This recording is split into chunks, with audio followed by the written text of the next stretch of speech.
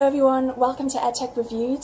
Today I'm very happy to be joined by Rachael from Branston Junior School and Miguel Souza from Edu4 Training Centre in Portugal. And today we're going to talk about the Erasmus Us project, which Rachael and Miguel have been working closely on for the past 3 years. Yes, that's correct. So, Jose, I'll start with you. Can you tell us a little bit about why you started the project Yes. and why you felt it was important for head teachers to look at curriculum development as opposed to teachers? Okay. First one, why projects, Erasmus projects. It's usual for the group of schools that work with Edu4, the head teachers. They have meetings, they have formal and informal meetings that we are talking about how to promote success in our schools. And we say, well, we are talking here in our region, and it's near Viseu, that region of city of Portugal. Why don't we talk this in a European context? So if you want to tell the people that you need a better Europe, that you need to improve our relationship, we need to work together.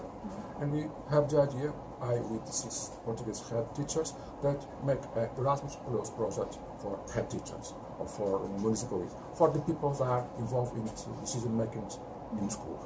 We talk with others agency and we make a project. We start to find different kind of partners because we need head teachers from schools, we need municipalities, we need associations of school, and we need university, which of is our partners. So we need different kinds of partners because there are different kinds of skills for this project. And we shoot different countries. Why? Because in Europe there are 5 clusters about autonomy of schools, about different ways that schools are working, the curriculum and autonomy.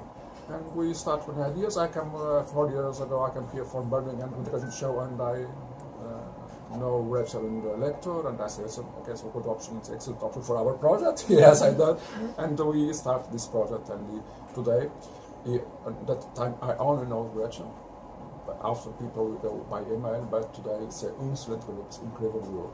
It's a different project because involving red teachers, it's not usual. And this group is very good with innovation, with ideas. We stay 1 week working in different countries because we are 6 countries who stay 1 week in each country during these 3 years, 2 weeks by year. And I thought something that Portuguese agency says to us a few time ago. It's usually in the 3 years project, in the second end of the second year, the project grows down. In this case, it's agreeable. The people are today better connected, with more energy and with more. Everything is happening. Yeah, 3 years, it's not a long time for this project because that kind of people with head teachers, it's not usually involved in Erasmus project, but they are very motivated for that. That's great. And Rachael, can you tell me a little bit about the planning? So what have you seen, what are the biggest challenges that you've seen with curriculum planning that head teachers have faced, and how have they overcome that? And also, what have been the advantages of head teachers having more say in curriculum planning as opposed to teachers? Yeah. Well, the 6 different countries that we've been to, obviously there's been great differences in the autonomy that they've had over their curriculums and their planning. So we've seen some schools that they're quite rigid, and there's virtually been dictated to what they can do and what they can't do. But we've also seen lots of innovation in other schools. Those countries, those schools where it's been quite rigid, we've over the 3 years we've noticed how much they are finding the loopholes, as it were, and trying to make creative changes where they can. Sure. Most schools tend to use a system so that everybody's using the same system within their school for cohesion. But it's been very interesting to see. We've looked at timetabling, the difficulties that head teachers have. In different countries there is obviously stipulations about how many subjects they should have and so on. We've looked at options, and in some countries there are no options. You know, in secondary school they have to continue all the subjects all the way up. In some other schools their options start at a younger age than the UK, so decisions about their future schools are made a lot earlier, whether they're going to the equivalent of grammar schools or vocational education.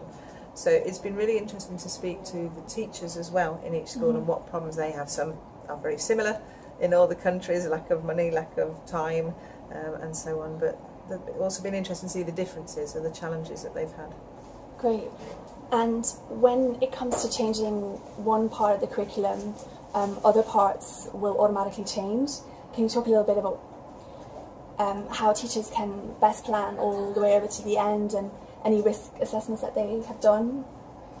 Yeah, I think to begin with, the head teacher needs to have an overall vision of what they want for their school, what they want for the local community, the children, and then how they're going to put that in the curriculum. We all have our own versions of national curriculums in each country, so we know the objectives we have to teach.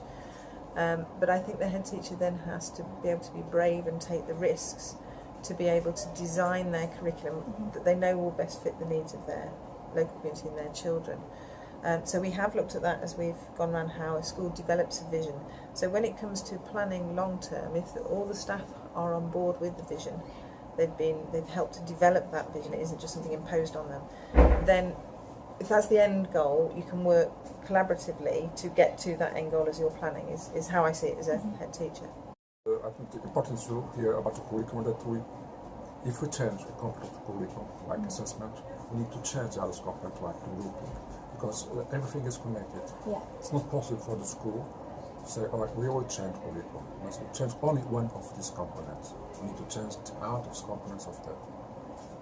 Everything is moving. Yeah. Maybe so that we want to say something. No, I agree with you. Yes.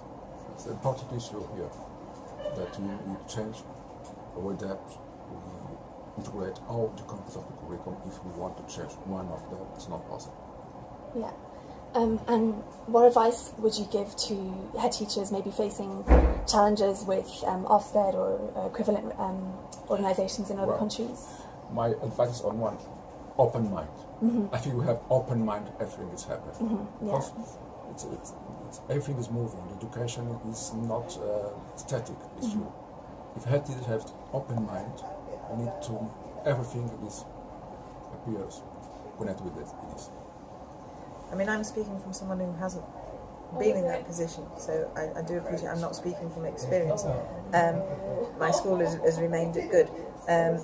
I think it's a head teacher being brave. You have to be able to take the risks and stand your ground. If you know what you are doing is the right thing for your community, you have to stand the ground. You know your community best and the needs of your children the best. Yeah. Great.